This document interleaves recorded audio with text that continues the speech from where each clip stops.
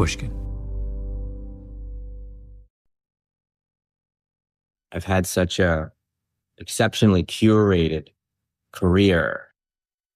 Every movie I've ever written since 18 has been greenlit to be made into a movie. You've seen everything I've written, except for this one that we're going to talk about.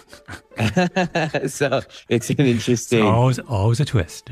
Yeah.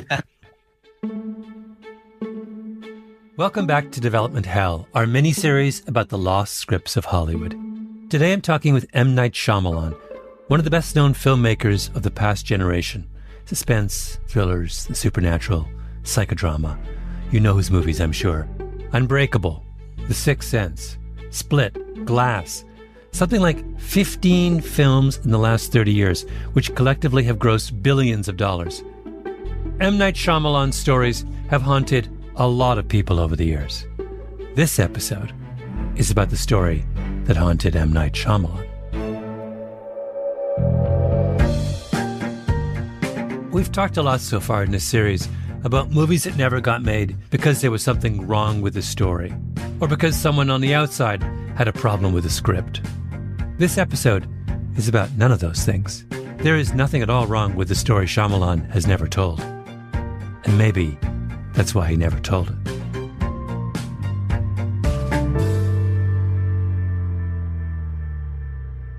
There was the first real script that I felt kind of lightning bolt inspiration that came to me. I was 22 and I just got married, and I wrote a kind of a love story, and it's called Labor of Love. And I was writing it, and I wrote it. I almost can remember everywhere I wrote it because it was such a special experience of writing. By that time, that was my third feature that I had written. I had made a movie already in India. Tell me this a little bit about the story. What was Labor of Love about? Labor of Love is essentially a story about an older couple, mm-hmm. and the wife saying, hey, it's an anniversary, and he forgets, and all of this stuff. And they've been together a long time. And she's just like, essentially expresses, I do all these little things for you our whole life, and you don't. And I'm not sure what you want from, I'm not sure you love me, mm-hmm. I'm not 100% sure. And that's not a great feeling, and he's baffled, right? As all guys are, just baffled at this. And what do you mean? What do you mean? Yeah, what do you mean? What do you want? I love you. Who goes to work every morning? Who goes to work? What do you think I'm doing that for? Yeah. Okay, I get it. I don't want to say too much of it because I tend to think of these things as magic, and give us a taste. Just a taste. Yeah, and she passes away unexpectedly, in very tragically. And before she died, he said, what do you want me to do to prove my love to you? You want me to, swim across an ocean or climb a mountain or walk across the United States? What do you want me to do? She's like, just walk to the store and get me something on your own because you were thinking, something small like that. Anyway, she passes away, and he's an older man. He's in a, late 60s, 70s kind of thing, out of shape. And he's so devastated. He makes a crazy decision to start walking across the United States for nothing else but just to show his wife who's passed away in case she can see. And I wrote this in 1994, right? So, no cell phones, no nothing, no internet. And he just begins this trek, and it's a kind of like a vision quest a little bit. He starts to think about his life and his time with his wife and from when they were kids, and he's physically in threat as he's doing this. And slowly the country starts to hear about this guy, and they're trying to urge him to get there. And it's so crazy. Why are you doing this? Why are you doing this? And then the country kind of gets on board with the feeling of doing something irrational to show your love for the person that you care about. And I'm not going to tell you the ending, but it's really poignant, the idea of just doing something so the other person can hear you. So you're 22. You're very much in love. You've just married your wife, who you've known for how long at that point? I met when I was 18. So I've known her for 4 years at that point. So and In this period of love-struck youth, when you are, in love with your young wife, you write a story about an older couple. Yes. Where the question of the man's devotion to his wife is in doubt. Yes. And in other words, I thought you were going to say, I wrote this at 22. I was just married to Revisionist love. It's about this young couple who embark on you jump forward 40 years, and you start looking back. Yes. So in the period where you are of greatest infatuation, your impulse is to go to the end of the relationship and work backwards. Yeah. I mean, I think I've always been driven by familial nightmares. The sanctity of the family being jeopardized. Later it changed into aliens and ghosts and you name it, but ultimately it's still about families and whether they can survive. What is it about you at a period of young love when you're already thinking about the kind of, not the dissolution of love, but the final stage of it? Why would you jump ahead? I guess you're thinking about your life and what you want it to be and where it could go wrong. And maybe I was thinking about what do I want this to be at the end of the journey? 40 years from now, 50 years from now. I hope I've lived the life the right way. And of course, there's going to be a lot of mistakes along the way, but I don't have fears like the other people have fears in the sense of like, I knew I was going to marry the second I met her, like those things. I fear getting a call that something bad happened, and that's very prevalent and still 30 years later. Yeah. But you're asking yourself the question of what is the most tragic outcome of young love is what you've described, is that one party loves and the other party doesn't realize they're being loved. You put your finger on something that's like that's a deeply resonant anxiety. It is. I probably from the dynamic of me and my wife that, she married a dreamer, someone who's completely content to stare out in an empty room and just do that all day long and think about an imaginary world with imaginary people and feel fulfilled.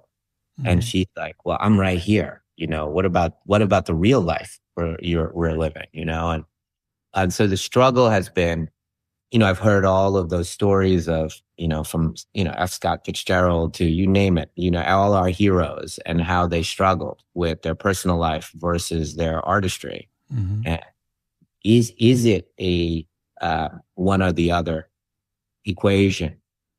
Sometimes it feels that way. And for a lot of people, it feels that way. I've tried to see if they can feed each other, and it feeds the movies, the feeling of love for your wife or for your kids, or and what does that mean? How can you imbue it and you guys feel it when you see the movies and really the stories that I make? And the hardest thing to explain to your spouse in that instance is that to them you seem inaccessible in that dreaming, but from your perspective. I'm putting words in your mouth, but there's a certain amount of commonality between the way I approach this and the way that you do. What's hard to explain is that we're not being inaccessible. And in fact, the relationship we have with our loved one is what makes our dreaming possible, right? They're the engine of it. They're not outside of it. It's their presence and support and structure and love and whatever that permits us to wander off and in our imagination and find comfort and joy in all of that. I don't know. It's like it's a very hard thing to explain to someone that our inner lives are contingent on someone on the outside. Yes, so finding love and then building a career from there felt the right building blocks, and so that movie was the beginning of that.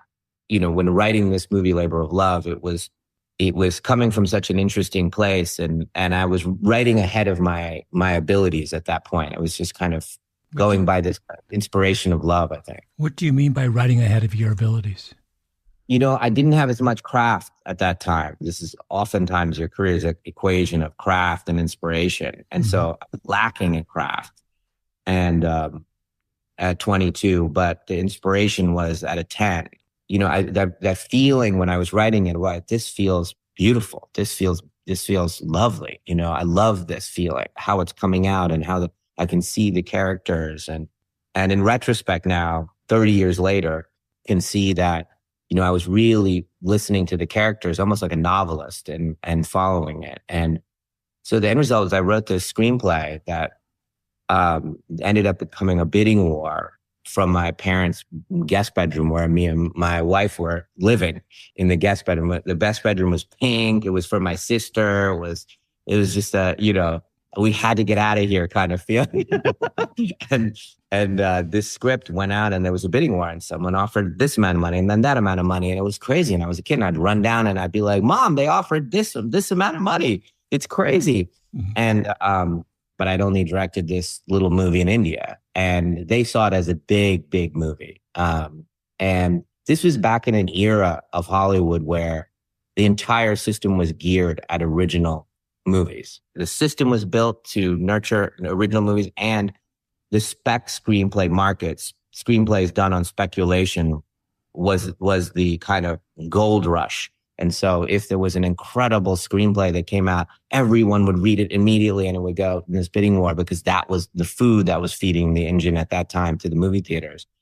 And so I was luckily kind of grew up in an era where what I loved to do, which is original movies, was really celebrated and promoted. And so everyone bid on it and we sold it to 20th Fox.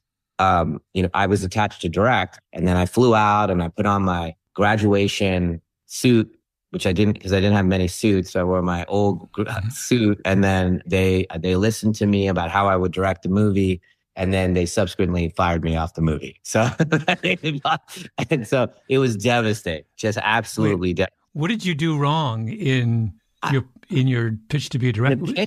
That's really interesting, a question. I would say I wasn't a director yet. I had more practice at writing than directing. And of course, sitting in a room telling the chairman of a studio how you'd make a film and they're asking certain questions. And, I don't know if I had a chance at all, before I walked in there in retrospect. Knight, you're now, how old, 53? Yeah. You look, at 53, you look 30. At 22, you must have looked 12. You're absolutely correct. No one's going to give you $50 million to direct a movie when you look like a 12-year-old.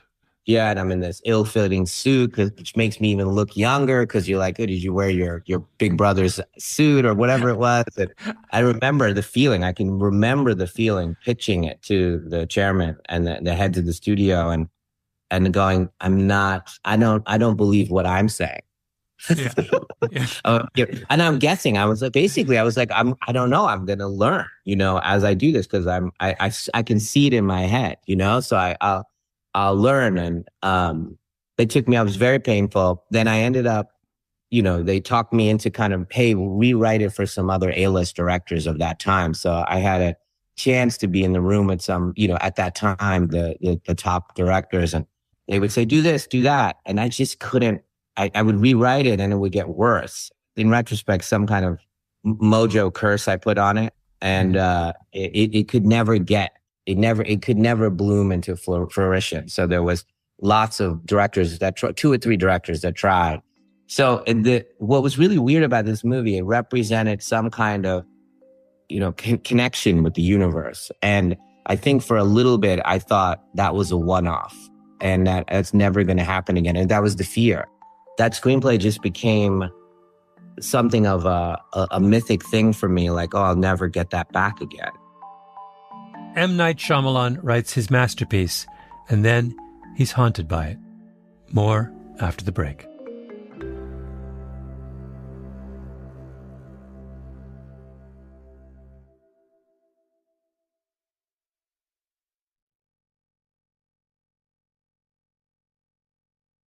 Wait, so what's the next stage in the saga of Labor of Love? So Sixth Sense happens, right? I wrote it a few years later. And wonderful outcome. Everyone wanted to make movies with me. And I said to Fox, I would love to have that screenplay back. They said, oh, do you want to make Labor of Love? And I said, well, no, I'm thinking about making another movie, which was Unbreakable, that I was writing at that time about comic books, even though no one had making comic book movies. And I thought no one would ever see this movie, but it was something that interested me. And I said, I was really into genre now. I was like, okay, genre is my way. Labor of Love is it's a very emotional movie. I think I have that as my base tendency to be emotional. And I think until I found genre to balance it, I was too much for people. Cause like I start at a 9, like at emotion. If you and I are talking over drinks about something, I'll be already emotionally to be, there. And I think genre helped me balance that. You have to meet the audience where they are. This is something I learned in my mid-20s. When you're telling a story, meet them where they are and don't lecture them and demand that they come to you. You come to them. So you start tonally where they are. So it's a tough world, and we have cynicism. That's how we get through our lives. We balance that to protect our softer parts, and genre does that. It comes in and it balances. I have this feeling about movie making or art that it has to have the right balance of light and dark. And that's when it rings true. Mm-hmm. The love of a mother to a child has a selfish component. You have to have, a controlling component. Then it rings true. There's also the beauty, the pure love, of a parent to a child. But if I can get both things in there, then it rings true and you start to see yourself in it. I think genre allows me to show you the light side. Because of that, I can go very dark. I mean, I've killed off more protagonists than anybody. This is like dark stuff. But that's because underneath, I do feel the universe is a benevolent place. Yeah. And I feel that from that. So genre has helped me balance things. Is it fair to say that genre, particularly horror or supernatural, it lowers the stakes in a certain way? What does it allow you to? What's the best way to describe the way it's protective? When you get really down to it, I'm just this sentimental dude that's overly earnest. When I speak to people, they think it's gamesmanship. It's not. There's no game at all. I love it. I hate it.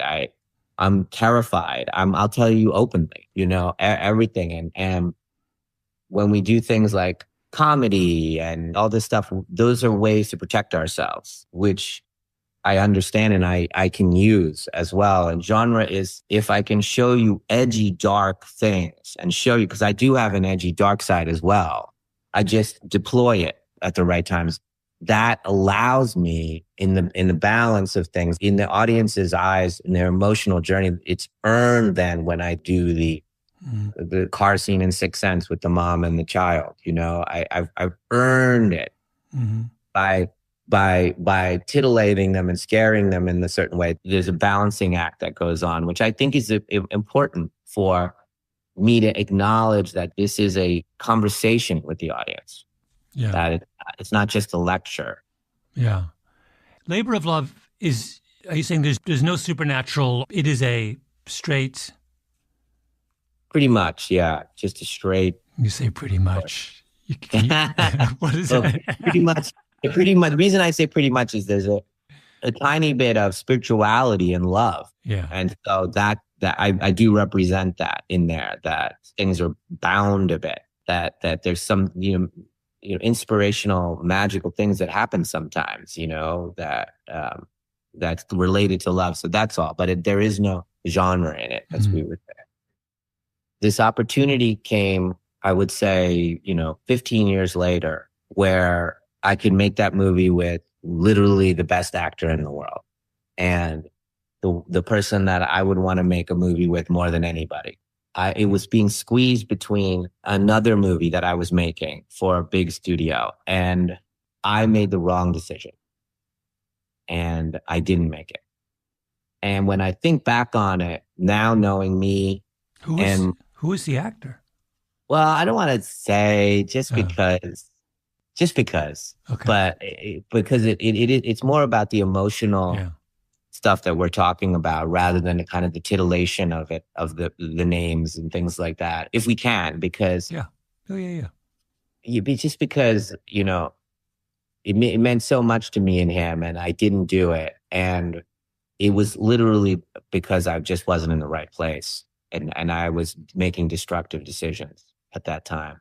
In retrospect, now having gone through, you know, iteration after iteration of who I am in front of the public eye, I, with absolute certainty, can tell you I should have made it at that time. Dig into a little bit more why you didn't. Is it on some level terrifying to actually make real something that you think of as being so perfect, or something that if something comes in a lightning bolt, is it scary to? It was no, I wish I could say it was something that defendable. It was literally, I think I wanted so much to be accepted. I was in a phase of my life where I was willing to, I think, give away the things that were precious to me to be accepted. And I was so tired of fighting the fight all the time, these original movies and, you know, doing things. And then I didn't have the protection of genre with that movie. It would just be me and this incredible actor. And at that time, I felt like that's a very vulnerable thing. And that it's just an emotional movie, and the world's going to just trash me and trash us. And that's that was the fears, but I was perhaps scared of giving up what I had, not very admirable reasons. They were coming from wanting to be accepted, from wanting money, you know, in other forms, or needing money, or whatever it is. And so, you know, I failed it because I was impure. That's how I feel about it. And should have 100% done it. This particular actor was, you know, sad by the decision. I would say maybe another 8 years later, it came up again. And then this time I was the one that said, hey, let's go make this. And the same actor wanted to do it, and then went off and did another piece, a big kind of thing that they were a part of. And it was successful, the thing they did. But a little bit of it was we missed each other. You know, we missed our moment, you know, a little bit. But the movie wasn't done with M. Night Shyamalan yet. Not at all. Back with more after the break.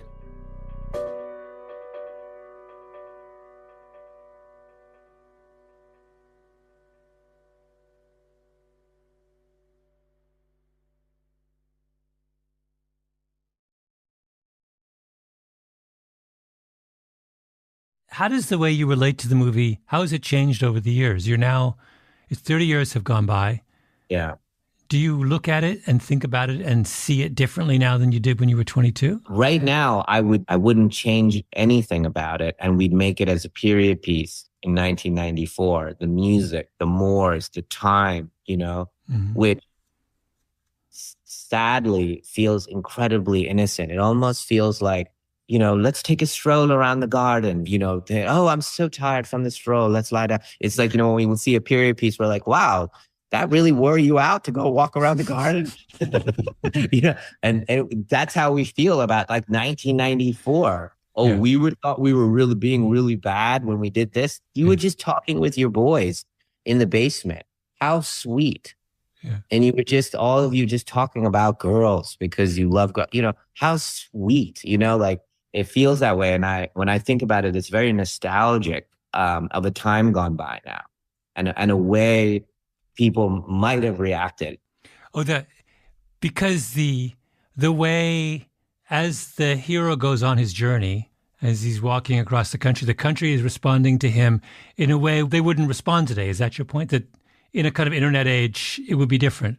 Yeah, it's so hard now to unwind it and think of a moment when you didn't have access to every piece of information in the history of man. You don't know where your cousin is and where your uncle is and where your sister is right now. No, you don't, right? You know, 1994, we didn't know where anybody was, right? And you get a letter, or you would, if something happened, it would take a while for you to find out. All of those ideas of being present primarily is gone. Our understanding of what it is to be a human being is almost gone because we're never just here anymore. And this phone that's sitting near me as I'm doing this podcast is pulling me.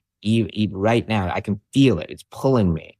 So I'm partly here with you, but it's stolen my soul a little bit, you know? And that was just a different era. And that's all part of that time period when I try to rewrite it, when I'm trying to make it better, I'm scarring it.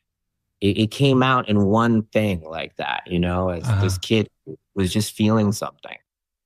When was the last time you read it? I probably read it. It came out a third time with this particular actor. A third time. It was 4 years ago. So I read it 4 years ago. 4 years ago when we talked about it again. What are the odds you'll actually do it?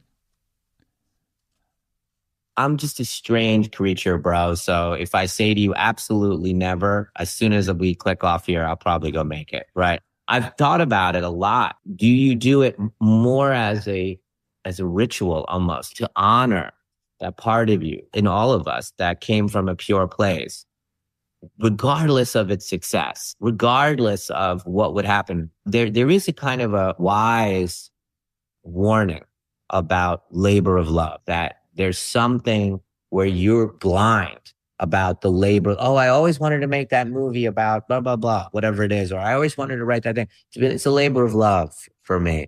That automatically means you're blind a little bit. Some massive, blind spot exists there. There is that wisdom, acumen to be careful of your labor of loves. That meant that you were kind of obsessed in a way about something. Mm-hmm. I don't know if that's the case here. I feel, even as we talk about it, like, I could go do this in another year and do exactly the way I said it. It's funny. I had this conversation with someone in my office about it. I said, I don't know if the world even wants to remember feeling this way anymore. It's painful to remember that we used to feel this way. And it was okay and wonderful and celebrated and common. When you say feel this way, you mean get swept up in what that man was doing? Well, yeah, this amount of the expression of love, whereas today it's our relationship to our emotions is so being attacked. We're not supposed to have our own feeling anymore. We're being manipulated by algorithms constantly. Mm-hmm. And distraction. And so the AI world is already deciding how we live and experience our lives. And maybe that's the absolute reason to make it. I don't know. As I'm talking to you, this is probably the deepest conversation I've had about it, because it is a kind of like, are you still torturing yourself about this movie, bro, after 30 years? This odyssey is that there's been opportunities, and there is one now, of a wonderful filmmaker that wants to make it themselves. Mm-hmm. The same story. And whether I'm okay with that. Are you? Bro, I don't know if that feels like... I don't know. I'm almost shutting down when you're asking me that question. And I've actually shut down in that process too. So, it's someone just called you up and said, someone famous calls you up and says, Knight, I've read the secret screenplay. Yes. How did this person get a hold of it? They just heard through the grapevine. Yeah. And it's happened before. Somebody wants to make it. Oh, there's every few years, somebody wants to make it. And, I could just let it go. Yeah. Just let it go and let someone put their point of view on love. So it's this screenplay that represents the purest version of me that's on a page, and it has been chasing me like a ghost or like haunting me. It started my career, and I got to do all these amazing things and continue to just have these incredible opportunities. And really, it's like a part of me that I've betrayed at one point. And now I can make it now. I mean, today I can make it right now. And I think probably with this same actor. And even as you and I are sitting here, I have all these reasons that are holding me back. So so I don't know what this screenplay is to me and what this movie is to me. Maybe it's the softest part of me. Mm-hmm. And so scared to show you guys that.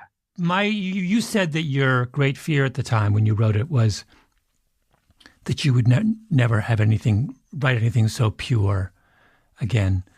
But listening to you, my fear about it is that had you made it, then what followed may not have happened. In other words, having as one of your very first screenplays something so perfect, like fueled all of this extraordinary productivity that came afterwards. And that had you made it and had it been a big success, maybe you would have been kind of paralyzed by that. Like the fact that it's unrealized allows you to keep going and right? Think about what is the curse of the one-hit wonder? The curse of the one-hit wonder is someone who is unlucky enough to have written their greatest song first. It's just bad luck. And everyone looks at the second and third ones and says, it's over for you. Well, it's not over for you. It's just out of order, right? Whereas the same thing, only put the one-hit wonders breakthrough hit 10 years into their career. And we think, oh, what a progression, right? Towards... Yeah, I mean, for me, I keep, maybe you're right. The unfinished nature of that keeps driving me. The movie I'm just editing now and finishing, when I think of it, I have a little bit of magic feeling about it. And I'm like, oh, this is reminding me of Labor of Love.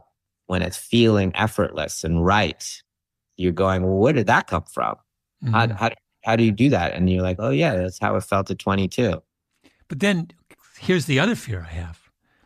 That what if you made it and it wasn't magical? Mm-hmm. Then you would also have destroyed this thing that you've been able to look at throughout your entire career. Well, I can tell you at 22, I wouldn't have made a particularly great movie at that moment. Yeah. I think it would have been, up and down, flawed and this and that. And then when we jumped forward to the first time with the most incredible actor, I wasn't in the right emotional space to have made it properly. Now that we're really getting serious about it. Yeah. So that wouldn't have worked out either because I just was not where I am right now. One last question. What does your wife say?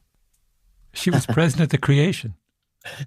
That's a great question. I think she's seen me torture myself for 30 years about this. In her mind, for a while, she kept asking me, why do you keep killing off the wife? Like in Signs. And she's like, why do you keep killing off the wives? And I'm like, no. It's because I'm so scared to lose you. She knows I wrote it for her. So it's kind of already in our lives. It already happened. It already existed and was made and was so lovely.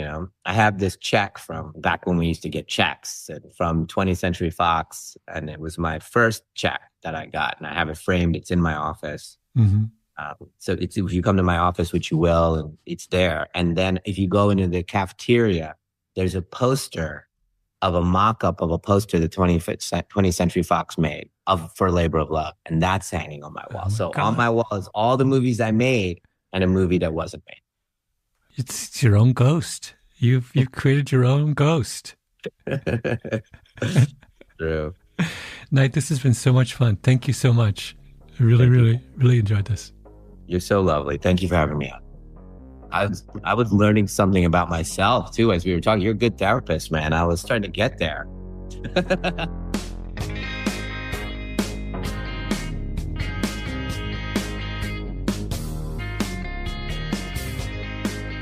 This episode was produced by Nina Bird Lawrence and Tali Emlin, with Ben Nadaf Hafri. Editing by Sarah Nix. Original scoring by Luis Guerra. Engineering by Echo Mountain. Our executive producer is Jacob Smith. I'm Malcolm Gladwell.